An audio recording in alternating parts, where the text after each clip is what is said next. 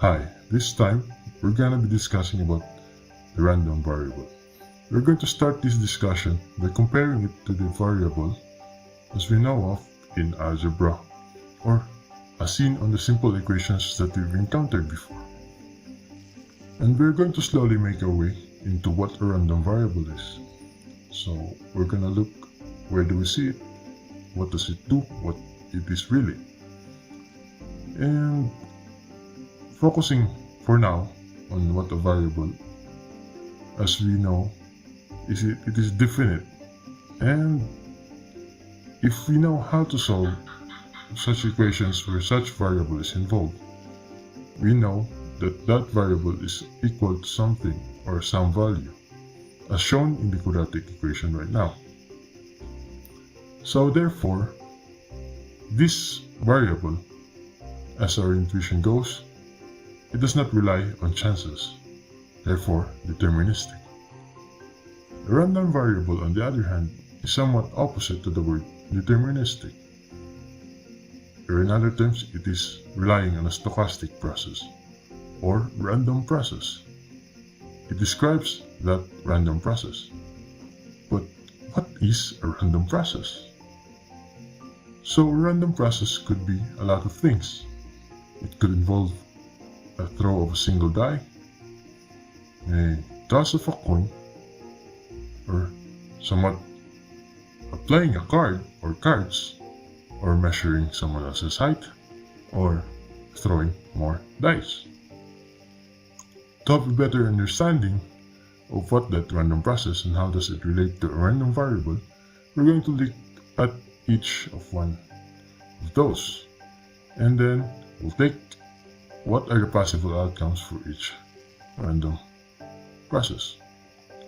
Now, the first one is throwing a die. That is the random process here, and the random variable for that is counting the number of dots facing up after the throw.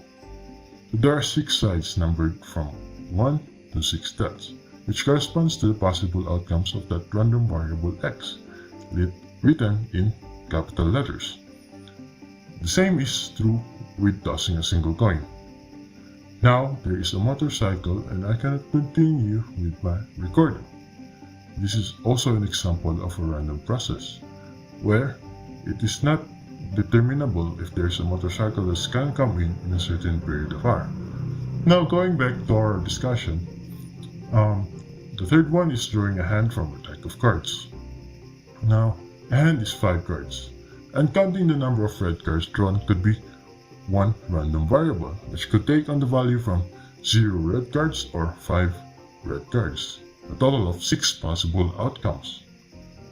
As you've noticed, that the random variables presented here have countable outcomes. These are called discrete random variables. In opposite to this, the fourth example is random process of waiting for the third person to enter the room.